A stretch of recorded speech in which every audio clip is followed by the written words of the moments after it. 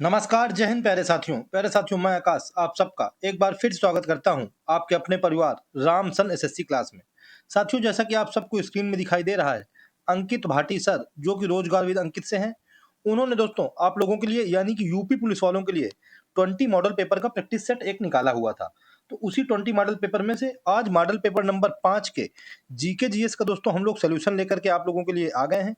Question number 38 से लेकर 75 number question तक मैंने इस वीडियो में आप लोगों के लिए फुल एक्सप्लेनेशन के साथ दोस्तों कवर कराए हैं। ठीक है, तो आप लोगों के पास अब केवल कल का समय और बचा है 7 तारीख का, आज 6 तारीख होने वाली है। तो आप लोग इसको अच्छे से कवर कर लीजिए दोस्तों, और 8 तारीख को जब आपका एग्जाम हो तो जाकर उसको अच्छे से क्लियर करिए। ठीक है, तो चलिए हम लोग बिना बातचीत के बिना देरी के शुरू करते हैं आज का अपना इंपॉर्टेंट सेशन। देखते हैं क्वेश्चन नंबर 38। कह रहा है कि भारत में मुख्य चुनाव आयुक्त और चुनाव आयुक्तों की नियुक्ति कौन करता है।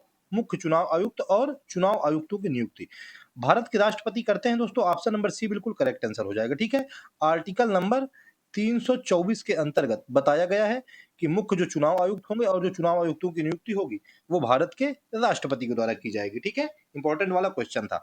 चलिए हम लोग नेक्स्ट क्वेश्चन देखते हैं, क्वेश्चन नंबर 39। कह रहा है कि बिहार की पंचायत और नगर पालिका में महिलाओं को कितना आरक्षण दिया जाता है। इंपॉर्टेंट है क्योंकि महिलाओं के आरक्षण की बात कर रहा है। महिला अगर क्वेश्चन में लग जाए तो आप लोग समझ लीजिए कि 100% छपने वाला क्वेश्चन है आप लोगों के एग्जाम में। कितने परसेंट आरक्षण बिहार में भी दिया गया है? 50% आरक्षण। ऑप्शन नंबर बी बिल्कुल करेक्ट आंसर हो जाएगा। ठीक है दोस्तों, पहला स्टेट बन गया है ये 50% आरक्षण देने वाला, बिहार राज्य। 2006 ईस्वी में इसने पंचायती राज व्यवस्था में 50% आरक्षण को लागू किया था, फिर उसके बाद नगर निकाय में भी लागू कर दिया गया था। ठीक है, पहला स्टेट, ये जरूर याद रखिएगा। आप लोगों से ये क्वेश्चन भी पूछ सकता है कि 50% आरक्षण देने वाला भारत का कौन सा ऐसा पहला राज्य है जिसने महिलाओं को 50% आरक्षण दिया है। तो आप लोग बता देंगे कि वो बिहार राज्य हो जाएगा। ठीक है, चलिए हम लोग नेक्स्ट क्वेश्चन तरफ चलते हैं, क्वेश्चन नंबर 40 की तरफ। कह रहा है कि निम्न में से कौन सा युग्म सही सुमेलित नहीं है। कौन सा युग्म सही सुमेलित नहीं है? चलिए हम लोग देखते हैं ऑप्शन। पानीपत का प्रथम युद्ध 1526, ये तो बिल्कुल करेक्ट हो जाएगा। नंबर 2 में कह रहा है खानवा का युद्ध 1527, ये भी बिल्कुल करेक्ट हो जाएगा। नंबर सी में कह रहा है घाघरा का युद्ध 1529, ये भी सही हो जाएगा। यानी कि ऑप्शन नंबर डी क्वेश्चन के हिसाब से चंदेरी का युद्ध, ये दोस्तों 1530 में नहीं हुआ था, ये हुआ था 1528 ईस्वी में। ठीक है, तो चंदेरी का युद्ध कब हुआ था? 1528 ईस्वी में। यानी कि क्वेश्चन के हिसाब से ऑप्शन नंबर डी हम लोगों को क्या हो जाएगा? बिल्कुल करेक्ट आंसर हो जाएगा। ठीक है, कौन सा? चंदेरी का युद्ध, ये 1528 ईस्वी में हुआ था खानवा के युद्ध के बाद। क्योंकि खानवा का युद्ध 1527 में, फिर चंदेरी का युद्ध, फिर उसके बाद घाघरा का युद्ध। आप लोग चारों युद्ध याद कर लीजिएगा। चलिए हम लोग नेक्स्ट क्वेश्चन की तरफ चलते हैं, क्वेश्चन नंबर 41 की तरफ। कह रहा है कि वह कौन सा स्थान है जहां अंतिम मुगल सम्राट बहादुर शाह जफर की मृत्यु हुई थी। पहला क्वेश्चन तो यह है कि अंतिम मुगल सम्राट कौन था। अंतिम मुगल सम्राट था बहादुर शाह जफर, आप लोग इसको याद रखिए। तो कह रहा है कि कहां पर उसकी मृत्यु हुई थी। उसकी मृत्यु रंगून में हुई थी। ऑप्शन नंबर बी बिल्कुल करेक्ट आंसर हो जाएगा। ठीक है, 1857 के विद्रोह के बाद जो अंतिम मुगल सम्राट बहादुर शाह जफर थे, अंग्रेजों ने इनको दिल्ली से भगा करके, यानी कि दिल्ली से इनको रंगून भेज दिया था। रंगून यानी कि प्रेजेंट टाइम में म्यांमार कहिए उसको। पहले उसको रंगून कहा जाता था, अब प्रेजेंट टाइम में म्यांमार। रंगून के बाद बर्मा कहा गया, लेकिन अब म्यांमार कहा जाता है। फिर उसको 1857 में, मतलब जब विद्रोह खत्म हुआ, तो दिल्ली के बाद उसको भेज दिया गया म्यांमार। वहां पे दोस्तों 1862 ईस्वी में उसकी मृत्यु हो गई थी 87 वर्ष की आयु में। ठीक है, कितने में?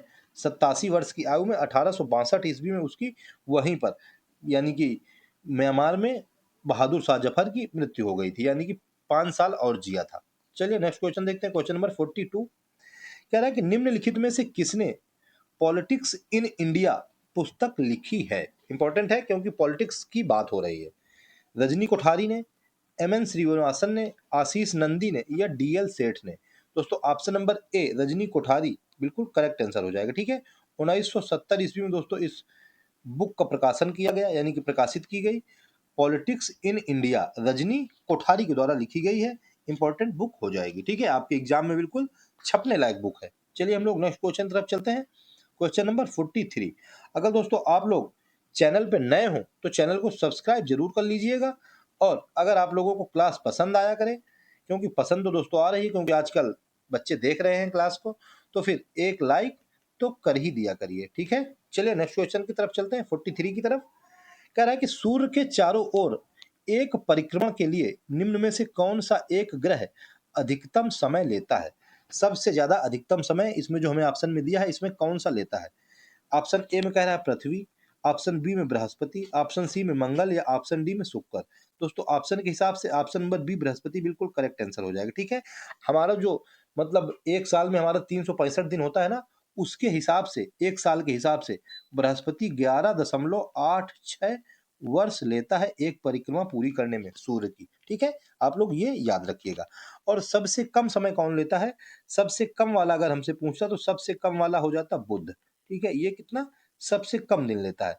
मात्र 88 दिन में ये सूर्य की परिक्रमा कर लेता है, ठीक है। सबसे कम बुध और सबसे ज्यादा बृहस्पति, दोनों पास पास में है, बुध बृहस्पति, यानी कि यही राइमिंग बन गई। चलिए 44 देखते हैं। कह रहा कि पर्वत और घाटियां किस संचलन से बनते हैं?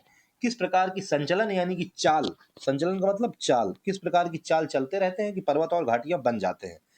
क्षैतिज चाल, ऊर्ध्वाधर संचलन, धनात्मक संचलन या ऋणात्मक संचलन? दोस्तों ऑप्शन नंबर ए क्षैतिज संचलन क्या हो जाएगा? बिल्कुल राइट आंसर हो जाएगा, ठीक है।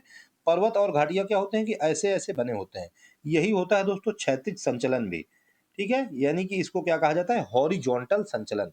क्षैतिज मतलब हॉरिजॉन्टल, ठीक है, ये आप लोग याद रखिएगा। और ऊर्ध्वाधर यानी कि वर्टिकल, क्षैतिज यानी कि हॉरिजॉन्टल। तो हॉरिजॉन्टल संचलन होता है तब पर्वत और घाटियों का निर्माण होता है, ठीक है, इंपॉर्टेंट है। चलिए नेक्स्ट क्वेश्चन देखते हैं, क्वेश्चन नंबर 45। कह रहा है कि निम्नलिखित पर्वत शिखरों में से कौन सा एक भारत में अवस्थित नहीं है? भारत में कौन सा एक नहीं स्थित है और बाकी के 3 स्थित है? ऑप्शन नंबर ए गोसाई थान, यही दोस्तों नहीं स्थित है, यही हम लोगों को बिल्कुल करेक्ट आंसर हो जाएगा।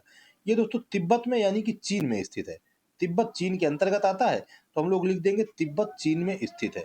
और बाकी के जो 3 पर्वत शिखर कामेत, ये दोस्तों उत्तराखंड में स्थित है। त्रिशूल ये भी दोस्तों उत्तराखंड में स्थित है। उसके बाद नंदा देवी ये भी उत्तराखंड में स्थित है, ठीक है। ये तीनों उत्तराखंड में हो जाएंगे और गोसाई थान ये हो जाएगा तिब्बत चीन में। चलिए हम लोग नेक्स्ट क्वेश्चन की तरफ चलते हैं, क्वेश्चन नंबर 46 की तरफ। दोस्तों आप लोग कमेंट करके अपने आंसर जरूर बताते रहिएगा, ठीक है। कोई भी दोस्तों कमेंट नहीं कर रहा है, मुझे पता नहीं ऐसा क्यों लगता है कि आप लोग अच्छे मन से तैयारी करते ही नहीं है। ऐसे आप लोग बिना मन से तैयारी करते रहते हैं, बिना मन से क्लास देखते रहते हैं, इसी वजह से तो आप लोगों को सिलेक्शन नहीं हो पाता है, ठीक है। अच्छे से तैयारी करिए और हर एक क्वेश्चन को अच्छे से तैयार भी करिए। कह रहा है कि अंतरराष्ट्रीय अर्थशास्त्र में इम्पॉसिबल ट्रिनिटी यानी कि त्रिविधा के अनुसार कोई दोष मतलब कोई देश निम्नलिखित में से किस नीतिगत उद्देश्यों के संयोजन को एक साथ प्राप्त नहीं कर सकता? यहाँ क्या लिखा है? त्रिविधा, त्रि मीन्स 3, यानी कि 3 प्रकार की विधियां यानी कि विधा। ये क्या होता है कि 3 प्रकार की विधियां एक साथ नहीं घटित हो सकती, ये है इम्पॉसिबल ट्रिनिटी, इसको बताया गया है अर्थशास्त्र में। तो कौन कौन सी है? मुक्त पूंजी आवाजाही, निश्चित विनिमय दर और स्वतंत्र मौद्रिक नीति। ऑप्शन नंबर ए क्या हो जाएगा? बिल्कुल करेक्ट आंसर हो जाएगा, ठीक है। यही 3 एक साथ जो त्रिविधा है, ये कोई भी देश इसको एक साथ नहीं प्राप्त कर सकता है, यानी कि ये असंभव है, ठीक है। क्या? मुक्त पूंजी की आवाजाही, निश्चित विनिमय दर और स्वतंत्र मौद्रिक नीति। ऑप्शन नंबर ए बिल्कुल करेक्ट हो जाएगा।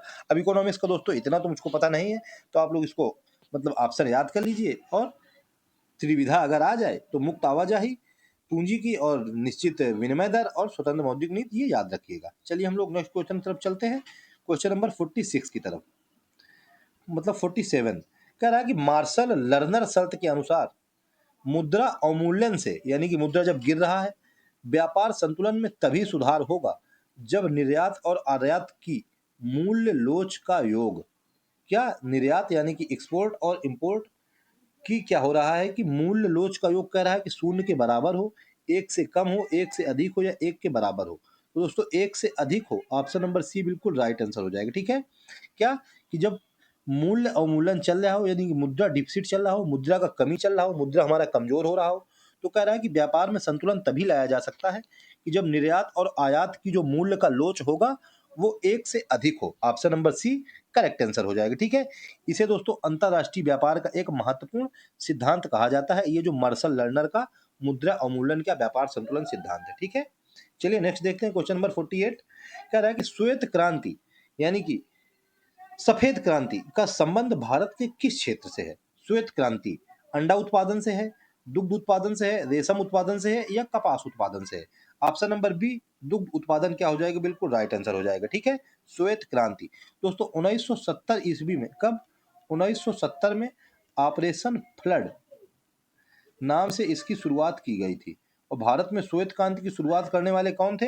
हमसे पूछता है डॉक्टर वर्गीज कुरियन। इन्होंने दोस्तों भारत में श्वेत क्रांति की शुरुआत की थी। ठीक है, और भारत में राष्ट्रीय दुग्ध दिवस कब मनाया जाता है?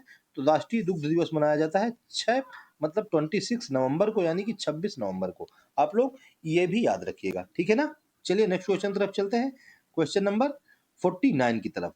कह रहा है कि भारतीय वाणिज्य एवं उद्योग महासंघ फिक्की का गठन किस वर्ष किया गया? भारतीय उद्योग एवं वाणिज्य एवं उद्योग महासंघ यानी कि फिक्की का गठन किस वर्ष किया गया? तो दोस्तों किस वर्ष किया गया, आप लोग जरा कमेंट करके बताइए। 1920 में, 1930 में, 1927 में या 1931 में? ऑप्शन नंबर सी बिल्कुल करेक्ट आंसर हो जाएगा। ठीक है, 1927 में फिक्की का गठन किया गया महात्मा गांधी जी के प्रयासों के जरिए। चलिए नेक्स्ट क्वेश्चन देखते हैं, क्वेश्चन नंबर 50।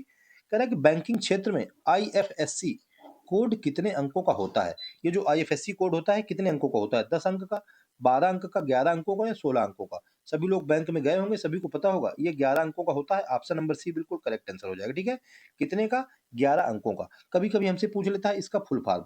आई से हो जाता है इंडियन, क्या हो जाएगा? आई से इंडियन। एफ से हो जाएगा फाइनेंशियल, इंडियन फाइनेंशियल। उसके बाद एस से हो जाएगा सिस्टम, और सी से हो जाएगा code. Indian financial system code है। और इसमें जो 11 अंक वाला कोड होता है, इसमें जो 0 से लेके 4 यानी कि जो शुरू के 4 अंक होते हैं वो बैंक का नाम होता है। ठीक है, जो 5वां अंक होता है वो क्या होता है? वो 0 होता है, यानी कि शून्य होता है।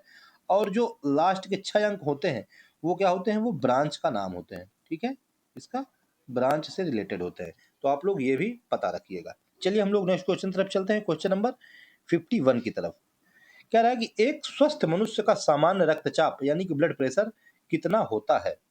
90/60, 180/80, 140/90 या 160/100? ये कॉमन क्वेश्चन है। 120/80 हम लोगों को क्या हो जाएगा? बिल्कुल करेक्ट आंसर हो जाएगा। ठीक है, 120/80।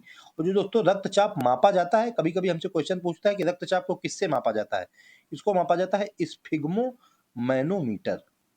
इससे स्फिग्मोमैनोमीटर, इससे नापा जाता है ब्लड प्रेशर को यानी कि रक्तचाप को।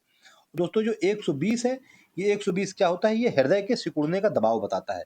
इसको कहा जाता है सिस्टोलिक। क्या कहा जाता है? सिस्टोलिक। ये किसको कहा जाता है? ये कहा जाता है 120 को। यहाँ मैं लिखे देता हूँ। और ये जो 80 है, इसको 80 को क्या कहा जाता है? 80 को। इसको कहा जाता है डायस्टोलिक। क्या? डायस्टोलिक। इसको सिस्टोलिक, इसको डायस्टोलिक। ये क्या होता है? ये हृदय के आराम करने पर दबाव होता है। हृदय के सिकुड़ने में 120 का और हृदय के आराम करने में 80 का प्रेशर होता है। ठीक है, और जो मतलब रक्तचाप होता है, हाई ब्लड प्रेशर होता है, उसको हाइपरटेंशन कहा जाता है। और जो लो ब्लड प्रेशर होता है उसको हाइपोटेंशन कहा जाता है। ठीक है, ये भी याद रखिएगा। चलिए हम लोग नेक्स्ट क्वेश्चन देखते हैं, क्वेश्चन नंबर 52।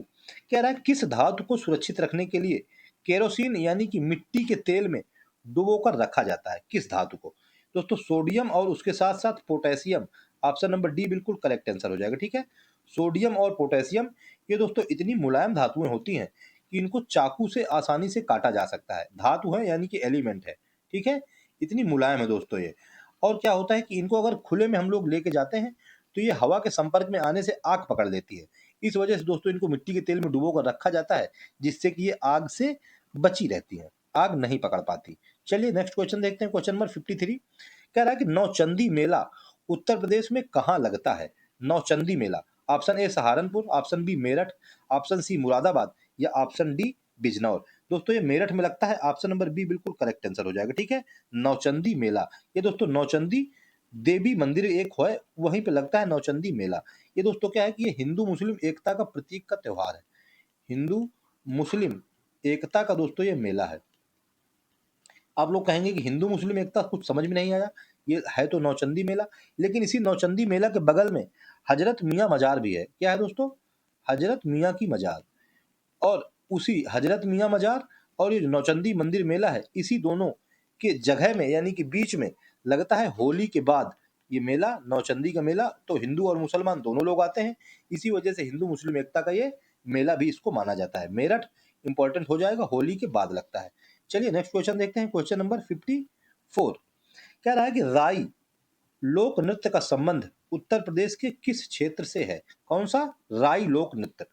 पूर्वी क्षेत्र से, पश्चिमी क्षेत्र से, मध्य क्षेत्र से या बुंदेलखंड क्षेत्र से? ऑप्शन नंबर डी हम लोगों को क्या हो जाएगा? बिल्कुल राइट आंसर हो जाएगा। ठीक है, बुंदेलखंड क्षेत्र से है राई नृत्य का संबंध।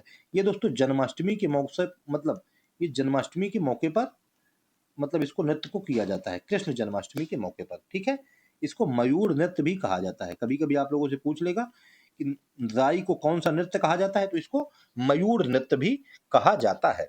चलिए नेक्स्ट क्वेश्चन देखते हैं, क्वेश्चन नंबर 55। कह रहा है कि इंटरनेट पर मौजूद प्रत्येक कंप्यूटर या डिवाइस की एक विशिष्ट पहचान होती है, उसे क्या कहते हैं? इंटरनेट पर मौजूद प्रत्येक डिवाइस की एक विशिष्ट पहचान, उसको क्या कहते हैं? कह रहा है कि MAC address, IP address, URL address या एचटीटीपी एड्रेस। उसको दोस्तों आईपी एड्रेस कहते हैं। ऑप्शन नंबर बी बिल्कुल राइट आंसर हो जाएगा। ठीक है, इंटरनेट प्रोटोकॉल एड्रेस।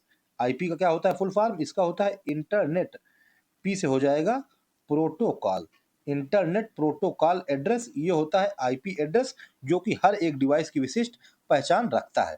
चलिए नेक्स्ट क्वेश्चन देखते हैं, क्वेश्चन नंबर 56। कह रहा है कि वह कौन सा सॉफ्टवेयर है जो उपयोगकर्ता द्वारा कीबोर्ड पर दबाई गई हर कुंजी को रिकॉर्ड करता है? ऐसा सॉफ्टवेयर जो कि कीबोर्ड पर हम लोग कोई भी बटन दबाएं उसको रिकॉर्ड कर लेता है, जिसका उपयोग हैकर्स अक्सर पासवर्ड चुराने के लिए करते हैं। ये दोस्तों कौन सा? कॉलीगर है। ऑप्शन नंबर ए क्या हो जाएगा? बिल्कुल राइट आंसर हो जाएगा। ठीक है, कॉलीगर ये दोस्तों एक हार्डवेयर है।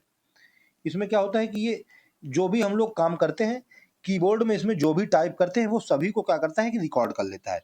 इससे क्या करते हैं कि हैकर्स लोग हमारा पासवर्ड चुरा लेते हैं और मतलब बैंकिंग की लूट में और वित्तीय समायोजन की लूट में क्या करते हैं हैकर्स लोग, सब कुछ हमारा उड़ाने में अपना मतलब काम निकाल ले जाते हैं। ठीक है ना, तो दोस्तों कॉलीगर बिल्कुल इंपॉर्टेंट हो जाएगा, ऑप्शन नंबर ए करेक्ट हो जाएगा। चलिए नेक्स्ट क्वेश्चन देखते हैं, क्वेश्चन नंबर 57। कह रहा है कि टू किल अ मॉकिंग बर्ड उपन्यास के रचयिता कौन है? कौन? To kill a mockingbird. इसको दोस्तों हार्पर ली, ऑप्शन नंबर क्या हो जाएगा? बिल्कुल राइट आंसर हो जाएगा। ठीक है, 1960 ईस्वी में दोस्तों इसको प्रकाशित किया गया था, टू किल अ मॉकिंग बर्ड। और दोस्तों 1961 ईस्वी में इसको पुलित्जर पुरस्कार भी दिया गया था। क्या दिया गया था? पुलित्जर पुरस्कार। ये आप लोग याद रखिएगा।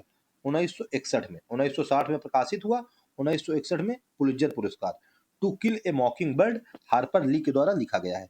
चलिए नेक्स्ट क्वेश्चन देखते हैं, क्वेश्चन नंबर 58। कह रहा है कि कुख्यात आतंकवादी संगठन यानी कि बोको हरम का संबंध मुख्य रूप से किस अफ्रीकी देश से है?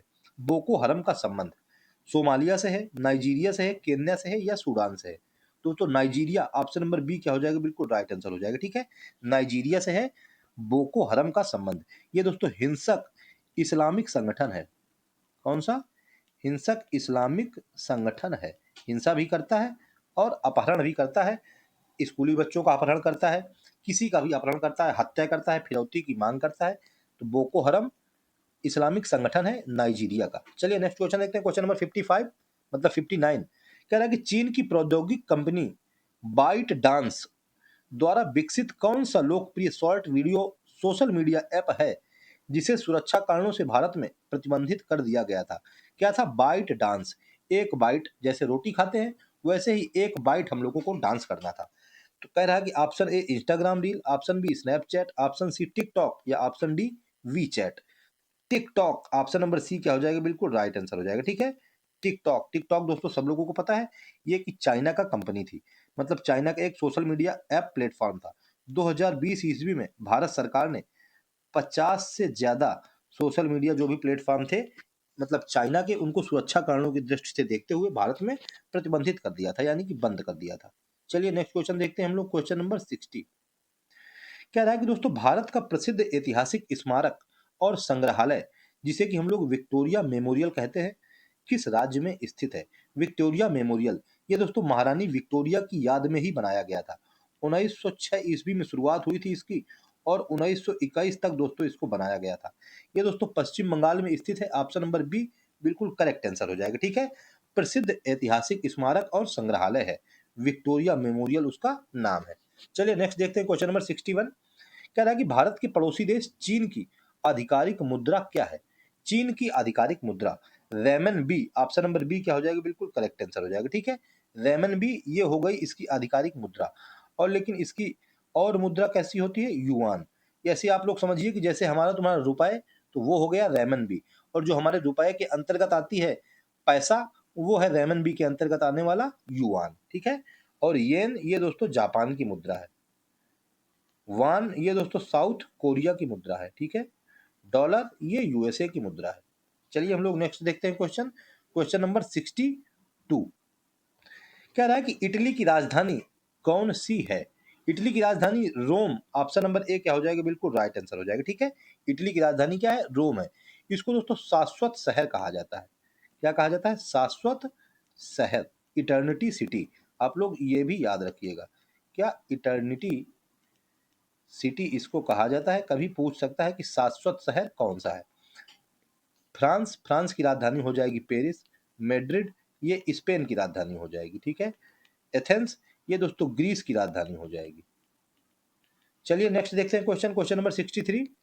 कह रहा है कि विश्व स्वास्थ्य संगठन यानी कि WHO, वर्ल्ड हेल्थ ऑर्गेनाइजेशन के स्थापना दिवस के उपलक्ष्य में विश्व स्वास्थ्य दिवस, वर्ल्ड हेल्थ डे प्रतिवर्ष किस तिथि को मनाया जाता है?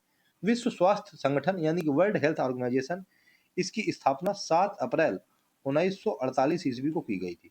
अब आप लोग देख लीजिए ऑप्शन 7 अप्रैल, बी नंबर ऑप्शन क्या हो जाएगा? बिल्कुल करेक्ट आंसर हो जाएगा। ठीक है, विश्व स्वास्थ्य दिवस ये 7 अप्रैल को मनाया जाता है। ठीक है ना, चलिए नेक्स्ट क्वेश्चन देखते हैं, क्वेश्चन नंबर 64। कह रहा है कि भारत पाकिस्तान और भारत बांग्लादेश सीमाओं की सुरक्षा करने वाले प्रमुख भारतीय अर्धसैनिक बल बीएसएफ का पूर्ण रूप क्या है?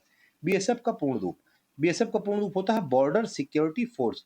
हमें बॉर्डर में अपनी फोर्स की सिक्योरिटी लगानी है, यानी कि ऑप्शन नंबर ए बिल्कुल करेक्ट आंसर हो जाएगा। ठीक है, 1 दिसंबर 1965 ईस्वी को, कब? 1 दिसंबर 1965 ईस्वी को बीएसएफ की स्थापना की गई थी। ये दोस्तों होम मिनिस्ट्री के अधीन काम करने वाली फोर्स है। ठीक है, गृह मंत्रालय के अधीन काम करती है ये। ठीक है ना, अर्धसैनिक बल है ये।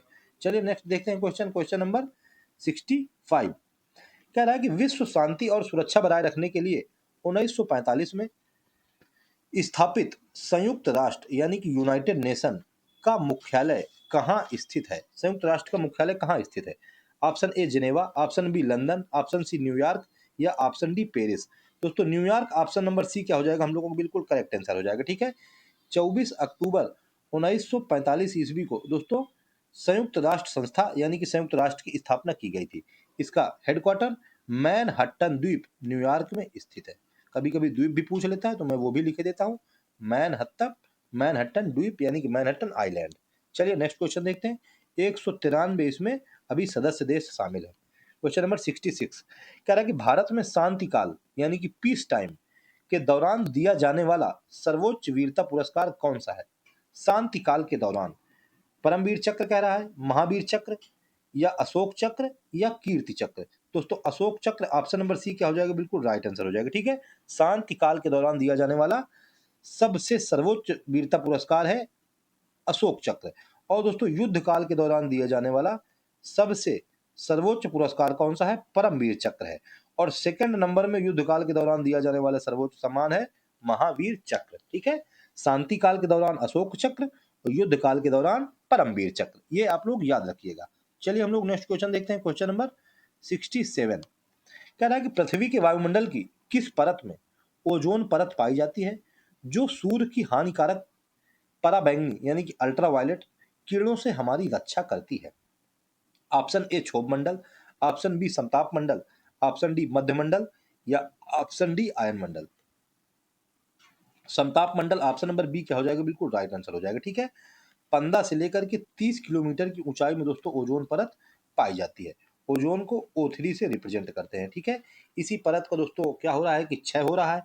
और सबसे ज्यादा जो ओजोन परत का क्षय में मतलब होती है वो होती है हाइड्रोफ्लोरोकार्बन HFC, जो कि फ्रिज से और एसी से निकलती है। ठीक है, चलिए हम लोग नेक्स्ट देखते हैं क्वेश्चन नंबर 68। कह रहा है कि बेसबॉल के खेल में प्रत्येक टीम की ओर से मैदान पर एक समय में कितने खिलाड़ी खोल खेलते हैं। बेसबॉल में दोस्तों हमसे पूछ रहा है। बेसबॉल ये दोस्तों यूएसए यानी कि अमेरिका का क्या है, नेशनल गेम है, राष्ट्रीय खेल है। इसमें दोस्तों 9 खिलाड़ी एक तरफ से खेलते हैं। ऑप्शन नंबर बी बिल्कुल करेक्ट आंसर हो जाएगा। ठीक है, बेसबॉल दोस्तों जहां खेला जाता है उसको कहा जाता है रिंग को डायमंड। क्या कहा जाता है, डायमंड। ये आप लोग याद रखिएगा, आपसे पूछ सकता है कि डायमंड शब्द किस खेल से संबंधित है, तो ये संबंधित है बेसबॉल से। ठीक है, चलिए नेक्स्ट देखते हैं क्वेश्चन नंबर 69। कह रहा है कि पुलिस स्टेशन में किसी संज्ञेय अपराध यानी कि कॉग्निजेबल ऑफेंस की सूचना सबसे पहले दर्ज कराने के लिए दी जाने वाली FIR का पूर्ण रूप क्या है। FIR, इसका पूर्ण रूप हमसे पूछ रहा है कि क्या होता है। First information report. Option number B बिल्कुल करेक्ट आंसर हो जाएगा। ठीक है, फर्स्ट इंफॉर्मेशन रिपोर्ट। FIR ये क्या होता है, ये दोस्तों लिखित दस्तावेज होता है जो कि पुलिस के द्वारा लिखा जाता है। ठीक है, जब क्या होता है, संज्ञेय अपराध होता है यानी कि कॉग्निजेबल ऑफेंस होता है। चलिए नेक्स्ट देखते हैं हम लोग क्वेश्चन, क्वेश्चन नंबर 70। कह रहा है कि उत्तर प्रदेश के उप निरीक्षक यानी कि सब इंस्पेक्टर या निरीक्षक या इंस्पेक्टर की वर्दी के कंधे पर लगे स्टार्स के नीचे किन दो रंगों के रिबन यानी कि पट्टी का उपयोग किया जाता है। स्टार लगे होते हैं, स्टार के नीचे उनके रिबन यानी पट्टी लगी होती है। तो पूछ रहा कि किस दो रंगों का उसमें यूज किया जाता है। लाल और नीला, पीला और हरा, सफेद और काला, या लाल और हरा। दोस्तों ऑप्शन नंबर ए लाल और नीला क्या हो जाएगा, बिल्कुल राइट आंसर हो जाएगा। ठीक है, लाल और काला। चलिए नेक्स्ट देख, मतलब लाल और नीला। ठीक है, नेक्स्ट क्वेश्चन 71। कह रहा है कि संयुक्त राष्ट्र महासभा द्वारा मानवाधिकारों की सार्वभौम घोषणा UDHR को किस वर्ष अपनाया गया था। मानवाधिकारों की सार्वभौम घोषणा को 10 दिसंबर 1948 ईस्वी को अपनाया गया था। जो भी ऑप्शन होगा हम लोगों को वही करेक्ट हो जाएगा। 1948 ऑप्शन नंबर बी बिल्कुल करेक्ट आंसर हो जाएगा। ठीक है, क्योंकि दोस्तों 10 दिसंबर को अपनाया गया था, इसी वजह से 10 दिसंबर को मानवाधिकार दिवस भी मनाया जाता है। क्या, मानवाधिकार दिवस ये मनाया जाता है 10 दिसंबर को। ठीक है, ये भी आप लोग याद रखिएगा। चलिए नेक्स्ट क्वेश्चन देखते हैं हम लोग, क्वेश्चन नंबर 72। कह रहा है कि भौगोलिक क्षेत्रफल की दृष्टि से उत्तर प्रदेश राज्य का सबसे बड़ा जिला कौन सा है। एरिया की दृष्टि से हमसे पूछ रहा है सबसे बड़ा जिला। एरिया की दृष्टि से सबसे बड़ा जिला है Lakhimpur Kheri. Option number B क्या हो जाएगा, बिल्कुल राइट आंसर हो जाएगा। ठीक है, लखीमपुर खीरी। और दोस्तों इसी लखीमपुर खीरी में उत्तर प्रदेश का एकमात्र national park Dudhwa national park स्थित है। ठीक है, आप लोग ये भी याद रखिएगा। चलिए नेक्स्ट क्वेश्चन देखते हैं हम लोग, क्वेश्चन नंबर 73। कह रहा है कि 9 जनवरी 2026 में मनाए गए प्रवासी भारतीय दिवस का मुख्य उद्देश्य क्या है। 9 जनवरी को दोस्तों क्यों मनाया जाता है, क्योंकि 9 जनवरी को महात्मा गांधी दक्षिण अफ्रीका से लौट करके भारत आए थे। उसी दिन से दोस्तों हम लोगों ने 9 जनवरी को प्रवासी भारतीय दिवस मनाना स्टार्ट कर दिया था। तो कह रहा है कि क्या मुख्य उद्देश्य था 2026 का, यानी कि थीम क्या थी। थीम थी भारत के विकास में विदेशी भारतीय समुदाय के योगदान का सम्मान करना। ऑप्शन नंबर बी बिल्कुल करेक्ट आंसर हो जाएगा। ठीक है, भारत के विकास में विदेशी भारतीय समुदाय के योगदान का सम्मान करना। जो भी भारतीय समुदाय का विदेश में रहता है उसके योगदान का हम लोग सम्मान करेंगे। यही 2026 का प्रवासी भारतीय दिवस का सम्मान था। ठीक है, चलिए नेक्स्ट क्वेश्चन देखते हैं, क्वेश्चन नंबर 74। कह रहा है कि 68वें ग्रैमी अवार्ड्स में एल्बम ऑफ द ईयर का खिताब किसे दिया गया। दोस्तों ग्रैमी अवार्ड ये संगीत से रिलेटेड अवार्ड है। किसे दिया गया, बैड बनी को दिया गया। ऑप्शन नंबर बी बिल्कुल करेक्ट आंसर हो जाएगा। ठीक है, बैड बनी 2000 मतलब 68वां ग्रैमी अवार्ड्स बहुत बार पूछा जाता है, मतलब ग्रैमी अवार्ड एग्जाम में पूछा जाता है। आप लोग इसको याद रखिएगा, करंट का क्वेश्चन है, जरूर से जरूर याद रखिएगा। क्वेश्चन नंबर 75 कह रहा है कि नवंबर 2025 में भारत के 53वें मुख्य न्यायाधीश यानी कि चीफ जस्टिस ऑफ इंडिया के रूप में किसने शपथ ग्रहण की है। Justice Vikram Nath, justice Surya Kant, justice BV Nagarathna, या justice PS Narasimha. Option number B justice Surya Kant क्या हो जाएगा, बिल्कुल राइट आंसर हो जाएगा। ठीक है, जस्टिस सूर्यकांत 53वें यानी कि 53 नंबर के CGI दोस्तों अभी बने हैं भारत के। और दोस्तों जो भारत के CGI की यानी कि मुख्य न्यायाधीश की शपथ है, ये आर्टिकल नंबर 124(2) में बताया गया है। ठीक है, आप लोग ये भी याद रखिएगा। तो दोस्तों ये आज के 75 नंबर क्वेश्चन अब क्या होते हैं, हम लोगों के फिनिश होते हैं। हम लोगों ने दोस्तों 38 नंबर क्वेश्चन से लेकर के 75 नंबर क्वेश्चन तक फिनिश कर लिए हैं विद फुल एक्सप्लेनेशन के साथ में।